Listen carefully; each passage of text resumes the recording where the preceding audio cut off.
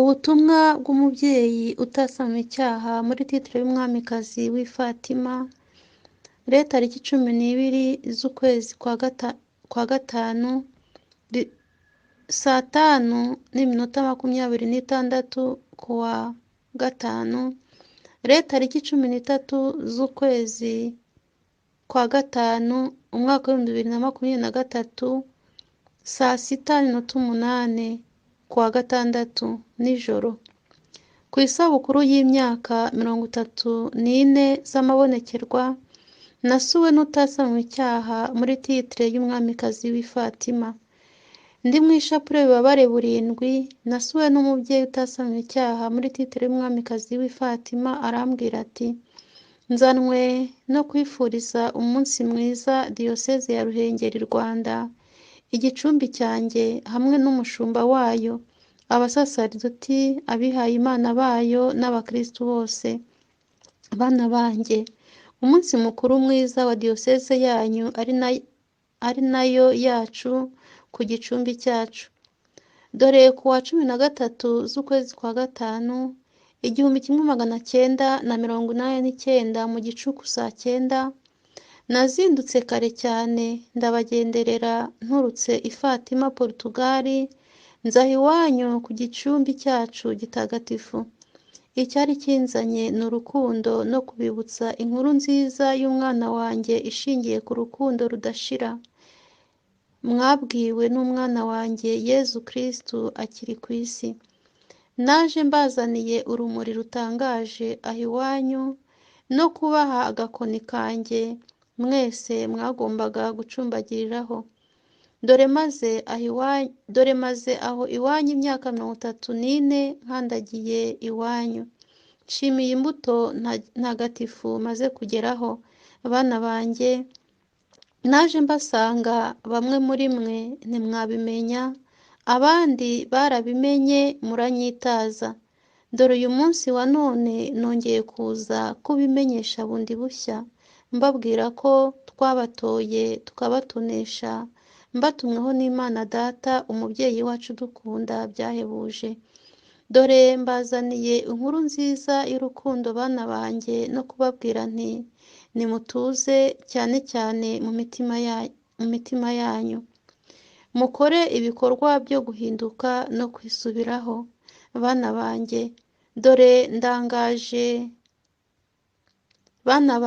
dore ndaganje aho iwanyu muri Fatima ya kabiri, ku gicumbi cya generasiyo nsha. Nimunyakire nkorane namwe bundi bushya. Ndashimira umwana wanjye umwari w'utatu butagatifu Seri Maria Florence w'Imana idutije, wihanganiye byinshi mu myaka 34 maranye nawe mutumweho n'Imana Data. Yaranyakiriye muri we, ntiyansubije inyuma, nuko mwese umukiro w'Imana Data ubageraho. Bana banjye, ndi kumwe namwe kuri uyu munsi w'isabukuru ryanjye namwe. Aho muraba muri hose ndaba ndi kumwe namwe. Mutege amatwi neza. Mu gitambo cy'Ukaristiya ndakora byinshi kuko ndi kumwe namwe. Ndabakunda cyane mwe mwese abagize Diyoseze ya Ruhengeri. Muzirikane icyo kandi mumpamagare muri rozari ntagatifu. Mbifurije umunsi mwiza mwe mwese wa 13 z'ukwezi kwa gatanu. Francisco Yasenta na Lucia mubisunge uyu munsi wa none babasabire. Mbahaye umugisha wa kibyeyi.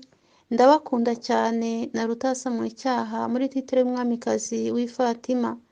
Nimucane amatabaza yanyu, mumurikire bose, aho kuzimya urwo rumuri twabazaniye njyewe n'umwana wanjye Yezu Kristu, rukwire ku isi hose. Musome Matayo umutwe wa 25, umurongo wa mbere kugera ku murongo wa 13. Muririnde isindwe rya hato na hato mu mitima yanyu, kandi mwirinde ubwandure bwo muri iyi si, kuko igihe cyabashiranye. Dore umukwe aje gutwara umugeni we. Mbahaye umugisha wa kibyeyi, kandi mbaraza urukundo bana banjye bo muri Diyoseze ya Ruhengeri, Rwanda. mwakire ibyishimo byanjye kuri uyu munsi ushira wa 13 z'ukwezi kwa gatanu. Muntaramire mwishimye cyane, ndaba ndi kumwe namwe. Abafite amaso y'umutima muraza kumbona, mwirinde uburangare. Umwaka utaha tuzahahurira, musigare amahoro. Bana banjye, mwite ku byanjye mutabisubije inyuma. Mwari butatu butagatifu, ndangiriza ishapure warimo, nguhaye umugisha wo gukomeza muri byose. Mbifurije umunsi mwiza ushyira isabukuru y'imyaka 34 maranye n'umwana wanjye. Nti murakoze mama kutugenderera. Indirimbo. Watwimenyesheje tariki ya 13 z'ukwezi kwa gatanu 1949. Waje utubwira, waje udutoza gukora icyo Imana ishaka. N'uyu munsi turakwakiriye mawe, twakire twese mubyeyi. Ku itariki 13 z'ukwezi kwa gatanu 2023 saa 6:08, ndangije kuvuga ishapure bibabare burindwi, umubyeyi aragaruka arambwira ati, bana banjye, mbifurije isabukuru nziza kuri uyu munsi mutagatifu wanjye, mbagenderera aho iwanyu. Sinahise mbimenyesha kugira ngo abami b'iyi si batansenyera, ahubwo umwana wanjye namwiyeretse mu ibanga rikomeye kandi musaba kumbikira ibanga. Hari kwa 13 z'ukwezi kwa gatanu, 14 z'ukwezi kwa gatanu, 15 z'ukwezi kwa gatanu 1989, akiri muto cyane. Uko namubikije ibanga niko yarikomeyeho kugeza ku munsi njye ubwanjye naritangarijeho, niko guhura n'ibitotezo bikomeye. Umwanzi w'umuntu ashaka kumunyaga umukiro we, ariko ndatsinda nk'umubyeyi w'Imana n'umwamikazi w'ijuru n'isi. None dore ndaganje, ndatuye mu gicumbi cyanjye cya generasiyo nsha. Imana Data igiye kwigaragarizamo, igiye kwihesherezamo ikuzo ryayo. Rozari nabahaye muyikomereho, nanjye mbakomeyeho. Dore ibyari ibanga nabishize ku mugaragaro, nimubyakire. Nimwonkwe ku mashereka yanjye, mwijute bana banjye, kandi muryango w'Imana Data. Mbona amashereka menshi y'umweru dede agwa atonyanga. Umubyeyi arakomeza ati, mumurikire bose mwihereyeho, mwebwe ubwanyu mwihatire kuva mu icuraburindi ryasaritse bamwe muri mwe. Muhinduke maze mufate agakoni nabahaye mucumbagirireho, kuko mwinjiye mu minsi mibi kandi mitindi. Ndabakunda cyane. Njyewe utasamwe icyaha, muri titre y'umwamikazi w'i Fatima,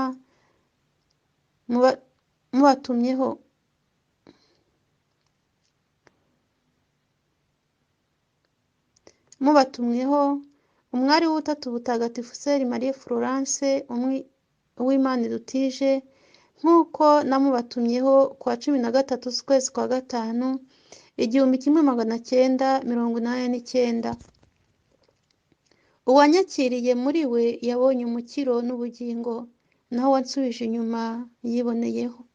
Mwese ndabasaba gukanguka, mukava mu bitotsi maze mukayoboka urumuri n'inkuru nziza y'umwana wanjye n'umwami wanyu Yezu Kristo. Bana banjye, dore ibyo navugiyeho iwanyu muri Fatima ya kabiri na Fatima ya mbere, ngibyo biruzuye byose. Mujye muzirikana igitabo gitagatifu cy'ibyahishuriwe Yohana Intumwa.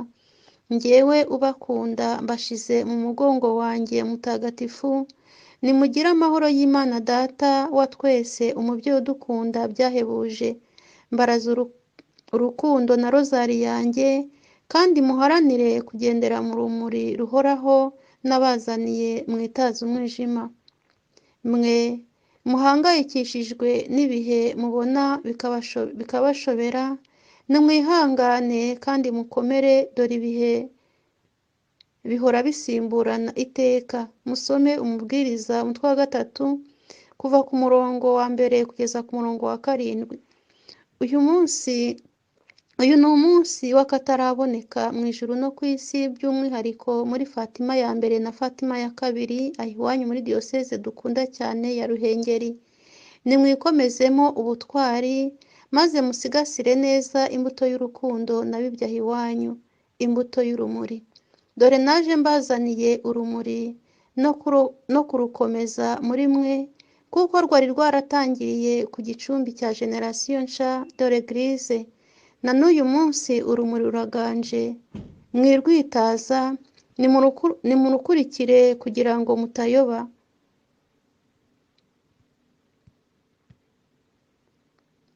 Mukagwa mu icuraburindi.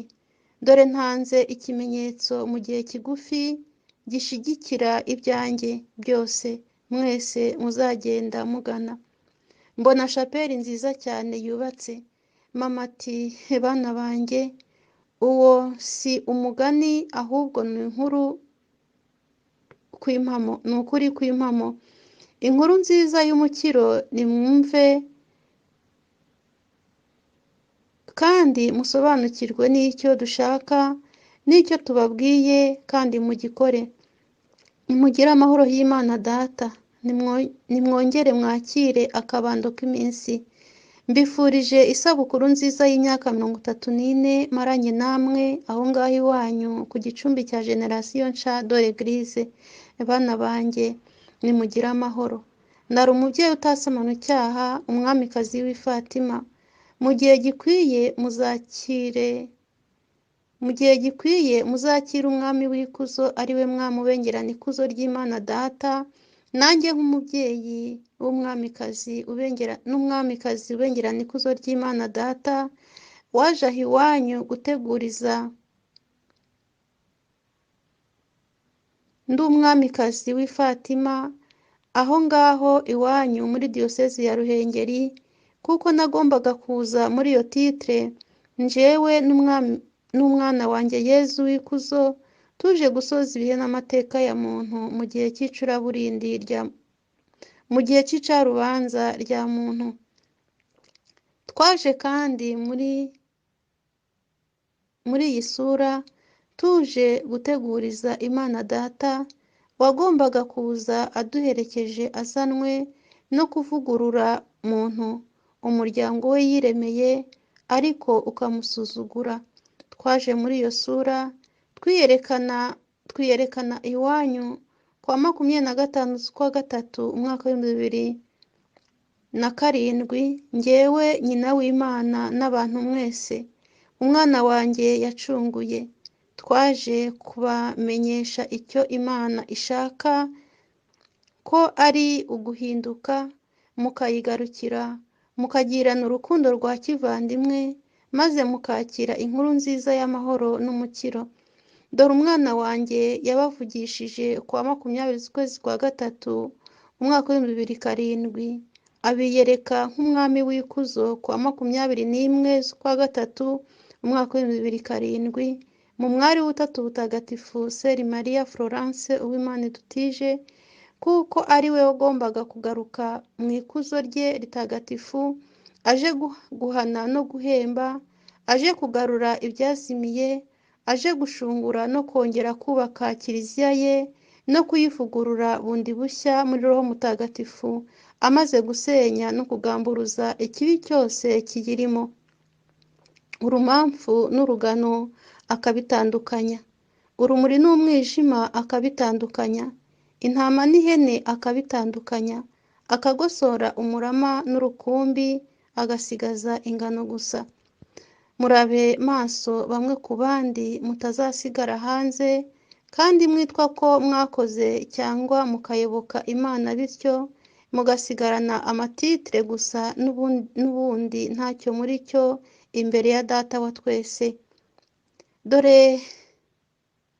Dore yaradushoreye turi kumwe, kuko igihe cya ntama cyo kumwakira aje gucura umugeni we cyasohoye. Dore nimwakire ntama w'Imana waje ku isi gukiza ibyaha by'abantu. Hahirwa abamufite muri bo mu mitima yabo.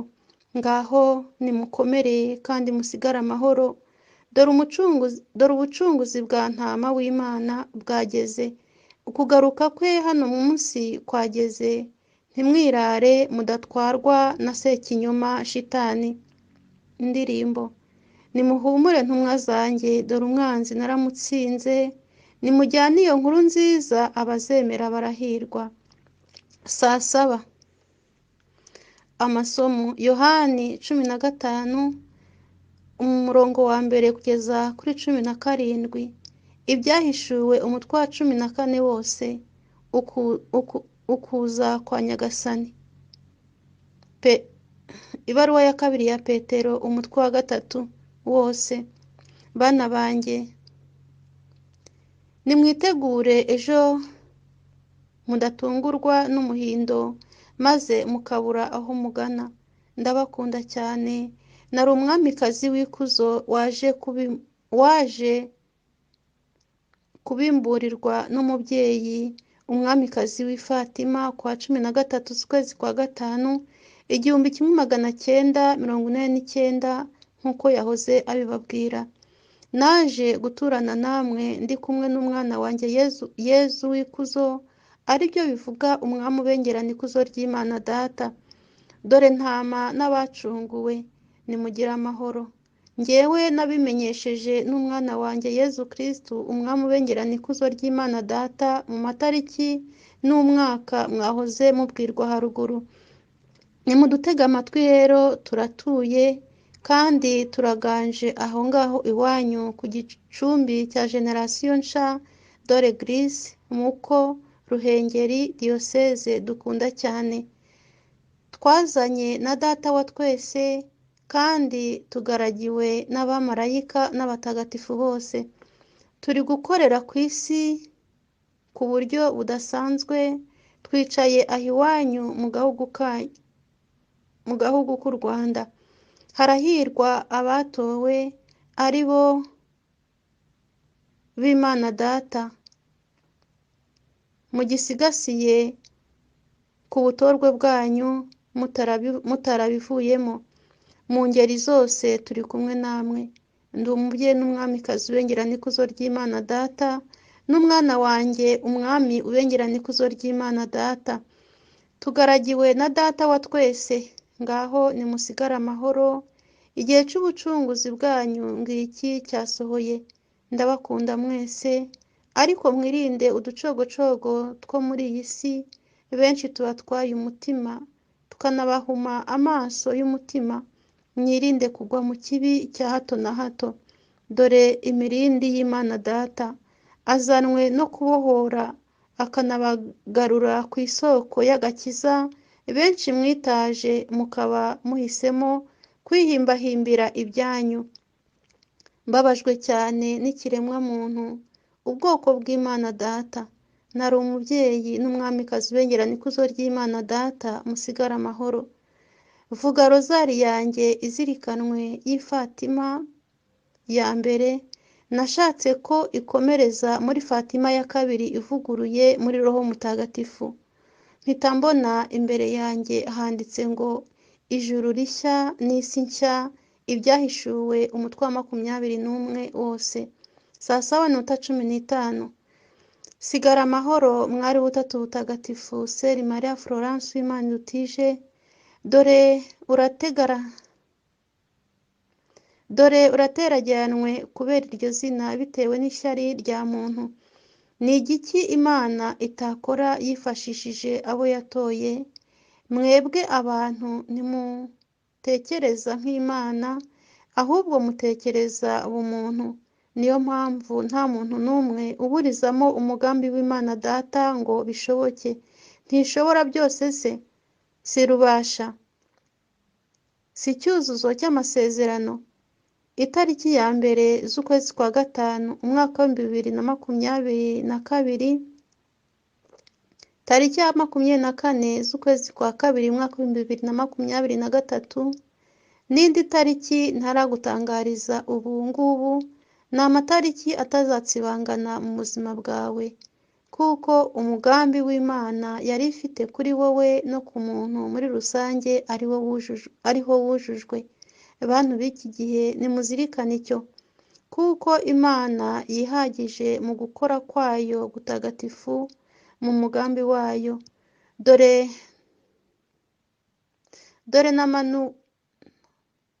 Dore n'amabuye n'ibiti irabihagurutsa bigakora icyo ishaka, kuko yisigiye amavuta y'ubutore.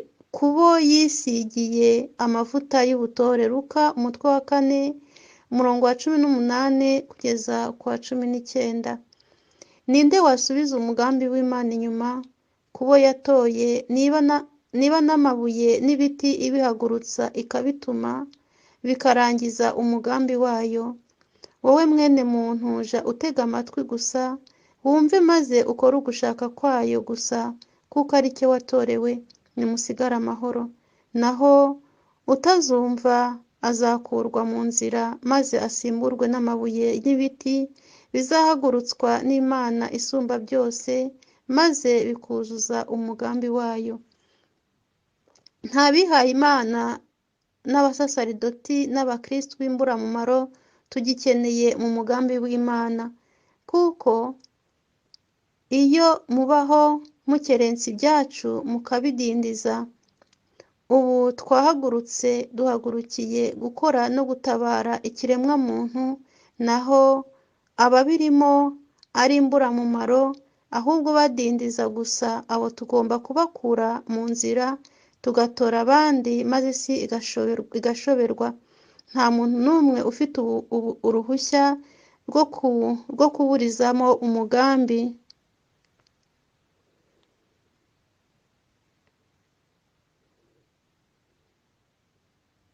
umugambi w'Imana yagennye kuva kera na kare.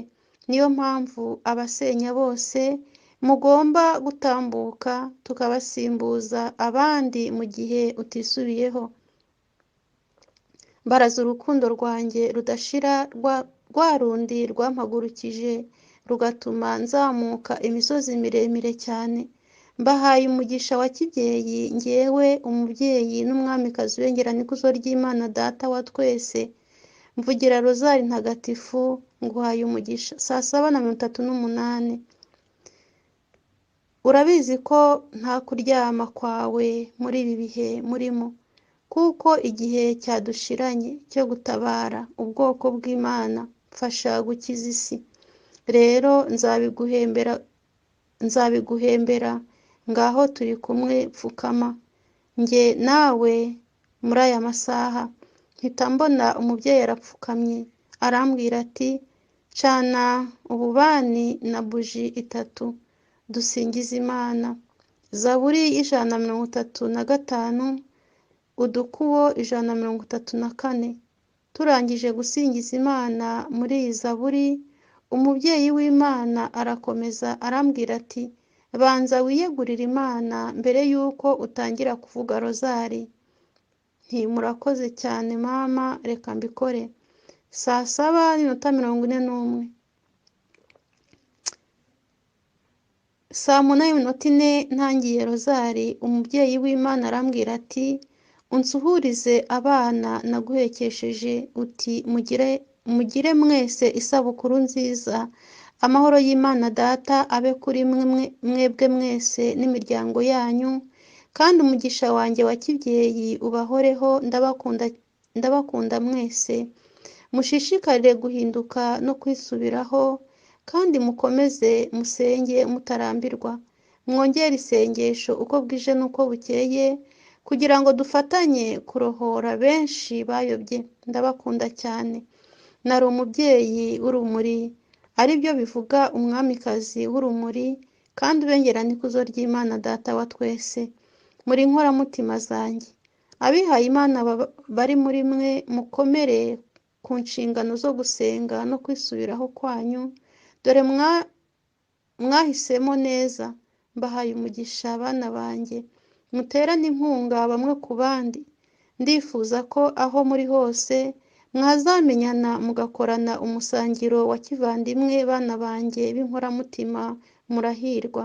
Musome Matayo umutwe wa 5 umurongo wa 3 kugeza ku wa 10 n'umurongo wa 12. Waciye shitani umutwe. Saa 8:23. Indirimbo. Tohagize indabo zawe, tohagize indabo zawe mawe, ibihe byose. Zihe kuzibukira icyaha, zihore zitoshye. Zihe kuzibukira icyaha mawe iteka ryose. Zihe gutinya Imana, zihe kuyikomeraho. Zihe kuyikunda mawe amanywa n'ijoro. Mubyeyi wacu, mubyeyi w'urumuri, mubyeyi w'imico myiza mawe, duhe kugukomeraho. Nyina wa Jambo, nyina w'umucunguzi, nyina w'umuntu mawe, turakwihaye. Mwamikazi w'i Fatima, mwamikazi w'i Kibeho, mwamikazi w'i Lourdes mawe, uhore udusabira. Umara intimba abayifite, utabara abakristu, mubyeyi ugaba inema mawe, zitugabire twese. Mubyeyi wa Yezu, mubyeyi w'umukiza, mubyeyi wacu twese mawe, komeza uduture Imana. Akira amashyi n'impundu kuri uyu munsi waje kudusura mawe iwacu mu Rwanda. Fatima ya kabiri.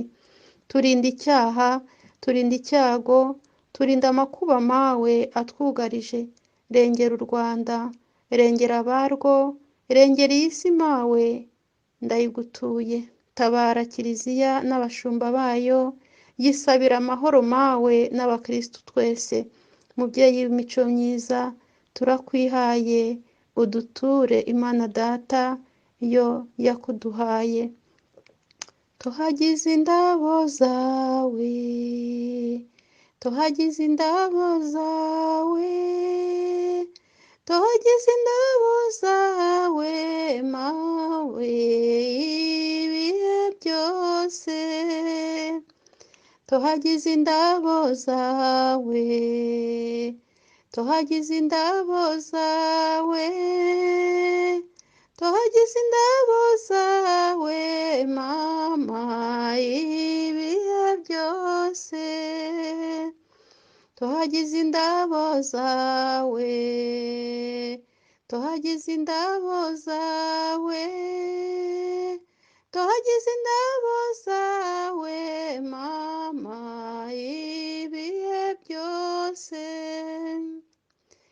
Saa 8:54 umubyeyi w'Imana arambwira ati,